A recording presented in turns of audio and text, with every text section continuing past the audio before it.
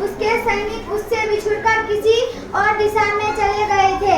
जब राजा मंगू के बिल्कुल पास से तेजी से गुजर रहा था तो अचानक मंगू को लगा जैसे घोड़े से कोई चमकती चीज नीचे गिरी है। मंगू ने तुरंत हल रोका और जाकर देखा यह राजा का हीरों का हार था जो उसके गले से टूटकर गिर गया था। महाराज महाराज, मंगू ने जोर से आवाजें कसी, लेकिन राजा दूर निकल चुका था। मंगू ने हार उठाया और अपने कुएं के पास एक वृक्ष पर बांध दिया। शाम को जब उसने अपना काम समाप्त किया तो उसने हार को टहनी से खोला और राजा के महलों में चला गया। क्या बात है? महल के दरवाजे पर खड़े एक द्वारपाल ने उससे पूछा। मुझे महाराज से मिलना है, मंगू बोला। अरे जा जा, महाराज तो तुम जैसे लोगों से मिलने के लिए ही बैठे हैं, जा दफा हो जा, द्वारपाल गुस्से में बोला। भाई साहब, मेरी विनती तो सुनिए, मेरे पास महाराजा की एक कीमती वस्तु है जो मैं उन्हें सौंपने आया हूँ, मंगू बोला। यह सुनते हुए द्वारपाल ने बड़ी हैरानी से पूछा, क्या कौन सी वस्तु है? द्वारपाल को एकदम शक हुआ और पूछा, क्या तुम्हारे पास महाराजा का हीरा जड़ा हार तो नहीं है? हाँ, मेरे पास वही हार है, किसान ने कहा। द्वारपाल बोला, अरे लाओ, जल्दी दिखाओ, कहाँ है?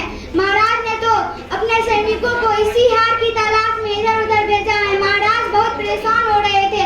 द्वारपाल ने कहा। द्वारपाल फौरन अंदर गया और राजा को सारी बात बता दी। जाओ, फटाफट उस किसान को मेरे पास लेकर आओ, राजा ने आदेश दिया।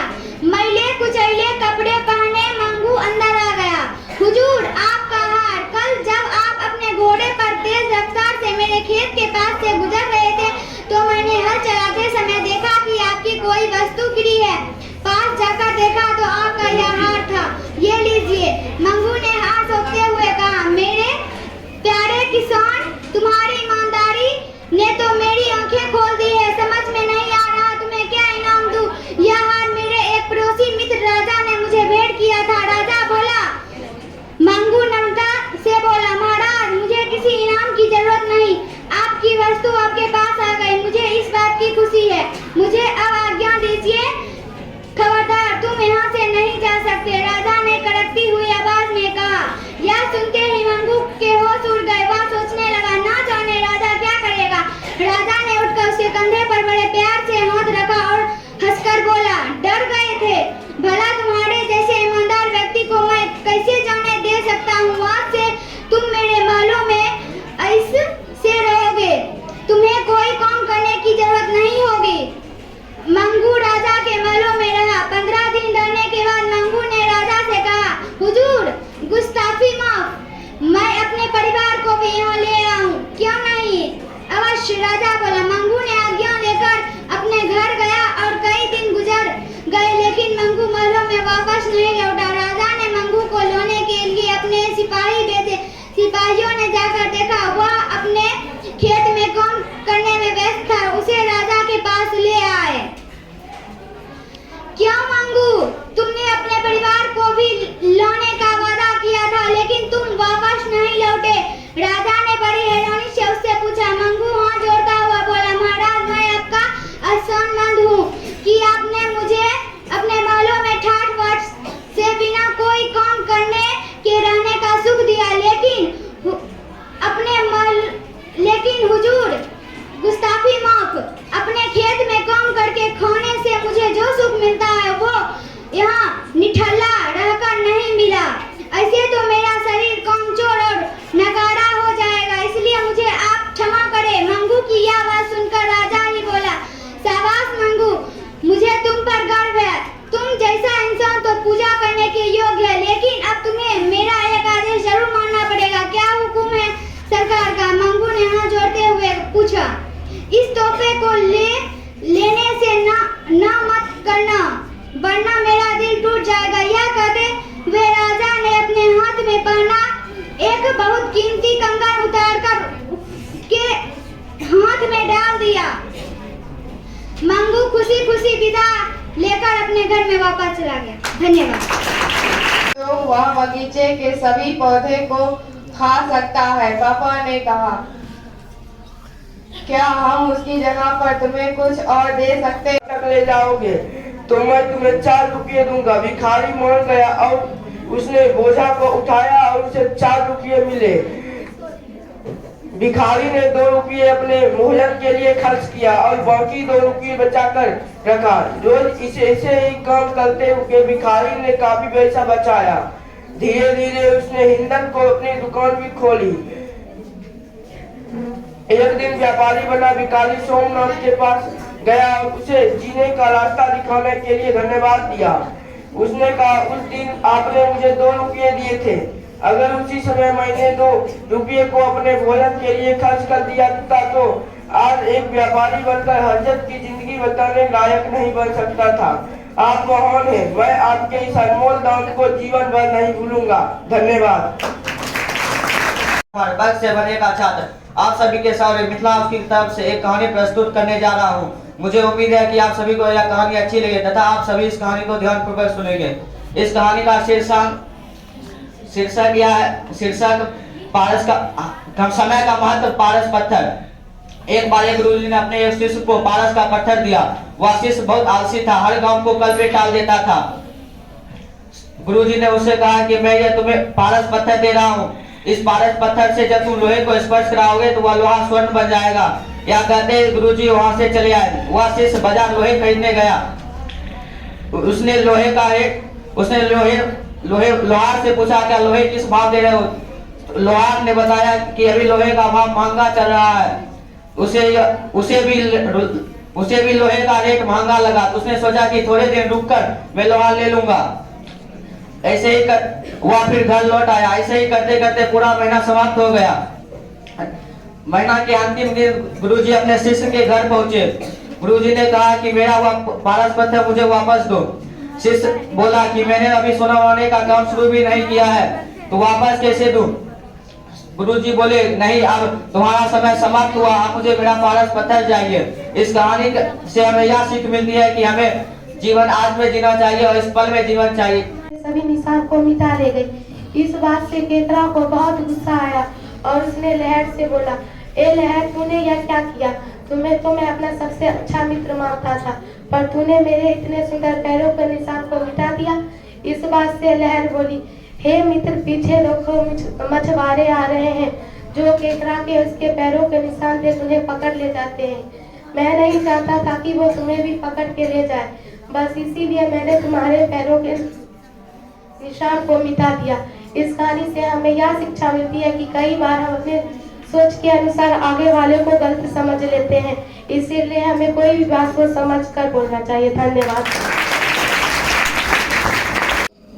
आदरणीय शिक्षकगण एवं मेरे प्यारे सहपाठियों, आप सभी को मेरा नमस्कार। मैं प्रीति कुमारी वर्ग 8B की छात्रा मिथिला हाउस की तरफ से आप सभी के सामने एक कहानी प्रस्तुत करने जा रही हूँ, जिस कहानी का शीर्षक एक किसान और बैल की कहानी है। एक बार एक किसान का बैल गलती से कुएं में गिर गया। बैल बहुत देर तक जोर जोर से रोता रहा और किसान भी उसकी आवाज सुन रहा था और सोच रहा था अब क्या करे। आखिर उसने तय किया कि बैल बूढ़ा हो चुका है, इसलिए उसे बचाने का कोई फायदा नहीं। उसने फैसला किया कि बैल को वहीं दफना देना चाहिए। किसान ने अपने पड़ोसियों को बुलाया और सभी ने मिलकर कुएं में मिट्टी डालनी शुरू कर दी। पहले तो बैल जोर जोर से रोता रहा, लेकिन थोड़ी देर बाद वह चुप हो गया। किसान ने कुएं में झांककर देखा तो हैरान रह गया। बैल हर बार अपनी पीठ पर गिरने वाली मिट्टी को झटक देती और उस मिट्टी पर चढ़कर ऊपर आने की कोशिश करती। वह धीरे धीरे मिट्टी को झटकती रही और ऊपर चढ़ती रही। थोड़ी देर बाद वह कुएं के किनारे तक पहुंच गई और कुएं से बाहर कूदकर भाग गई। इस कहानी से हमें यही सीख मिलती है कि जीवन में भी लोग हमारे ऊपर आलोचनाओं और नकारात्मकता की मिट्टी फेंकते हैं, लेकिन हमें इनसे घबराने की बजाय हमें इनसे ही इन्हें अपनी सफलता की सीढ़ी बनाकर धैर्य और सकारात्मकता के साथ आगे बढ़ते रहना चाहिए। धन्यवाद। मेरा नमन तथा विद्यालय परिवार के समस्त छोटे भाई बहनों सहपाठियों को मेरा नमस्कार। मैं वैदेही कुमारी, मैं 7A की छात्रा आप सभी के बीच एक कविता प्रस्तुत करना चाह रही। जा रही हूँ, जिसके लेखक का नाम है रामधारी सिंह दिनकर और इस कविता के शीर्षक का नाम है आशा का दीपक। वह प्रदीप जो दिख रहा है झिलमिल दूर नहीं है, वह प्रदीप जो दिख रहा है झिलमिल दूर नहीं है, थक कर बैठ गए क्या भाई मंजिल दूर नहीं है। चिंगारी बन गई लहू की बूंद गिरी जो पग से चमक रहे, पीछे मुड़ देखो चरण चिन्ह जगमग से। शुरू हुई आराध्य भूमि यह कालीन ने नहीं रे राही, और नहीं तो पाँव लगे क्यों पड़ने डगमग से। बाकी हो तभी तक जब तक जलता दूर नहीं है, थक कर बैठ गए क्या भाई मंजिल दूर नहीं है। अपनी हड्डी की मसाल से हृदय चीरते दम का, सारी रात चले तुम दुख झेलते कुलिश निर्मम का। एक खेप है शेष किस विधि पार उसे कर जाओ, उस वह देखो उस पार चमकता मंदिर प्रियतम का। आकर इतना पास फिरे वह सच्चा सूर नहीं है, थक कर बैठ गए क्या भाई मंजिल दूर नहीं है। दिशा दीप्त हो उठी पुण्य प्रकाश तुम्हारा, लिखा जा चुका अनल अक्षरों से इतिहास तुम्हारा। जिस मिट्टी ने लहू पिया वह फूल खिलाएगी, अंबर पर धन छाएगा यह अछुआस तुम्हारा। और अधिक ले जांच देवता इतना क्रूर नहीं है, थक कर बैठ गए क्या भाई मंजिल दूर नहीं है। धन्यवाद। संबंध चाहे जो भी हो, यदि दुख में साथ ना दे अपना, फिर सुख में उन संबंधों का रह जाता कोई अर्थ नहीं। छोटी छोटी खुशियों के पल निकले जाते हैं रोज जहाँ, छोटी छोटी खुशियों के पल निकले जाते हैं रोज जहाँ, फिर सुख की नित्य प्रतीक्षा का रह जाता कोई अर्थ नहीं। मन कटु होने से आहत हो, भीतर तक छलनी हो जाए, फिर बात कर प्रिय वचनों का रह जाता कोई अर्थ नहीं। सुख साधन चाहे जितने हो, सुख साधन चाहे जितने हो, पर काया रोगों का घर हो, पर काया रोगों का घर हो, फिर सुख की उन अगणित सुविधाओं का रह जाता कोई अर्थ नहीं। धन्यवाद। धूप घाम पानी पत्थर, पांडव आए कुछ और निखर। सौभाग्य न सब दिन सोता है, सौभाग्य न सब दिन सोता है, देखे आगे क्या होता है।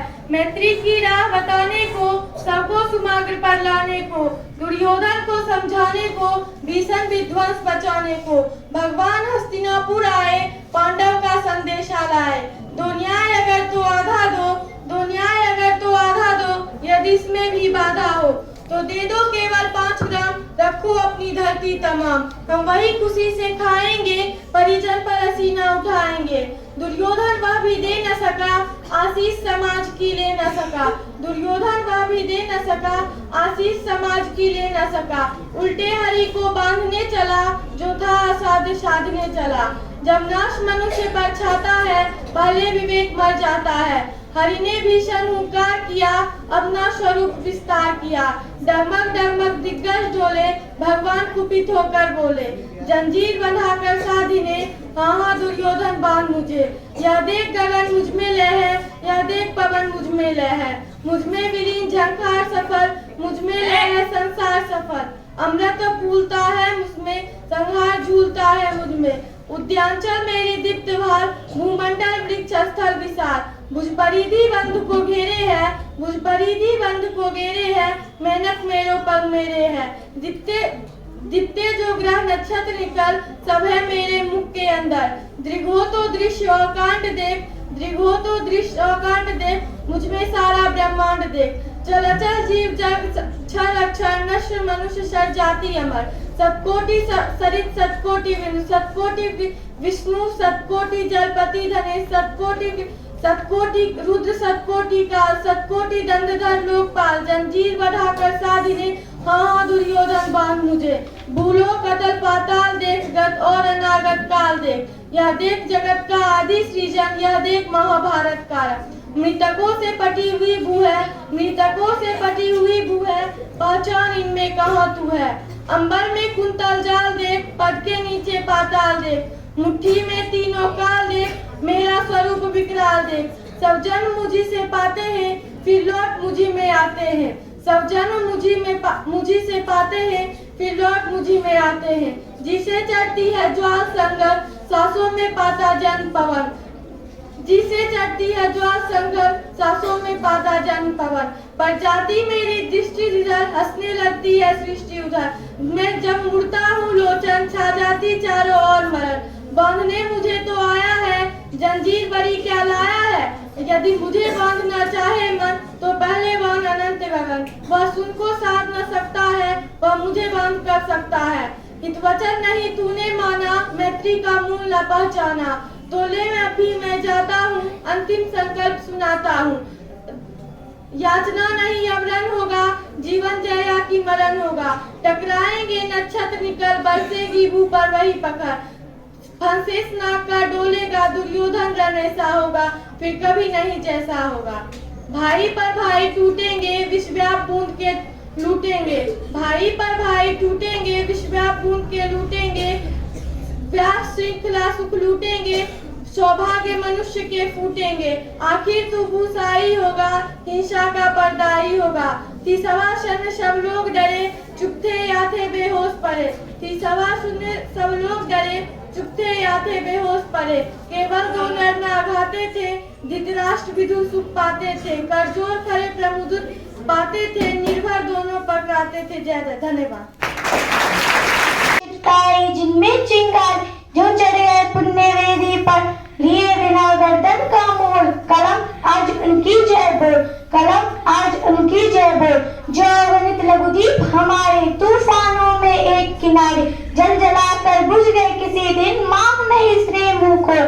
कलम आज उनकी जय बोल, कलम आज उनकी जय बोल।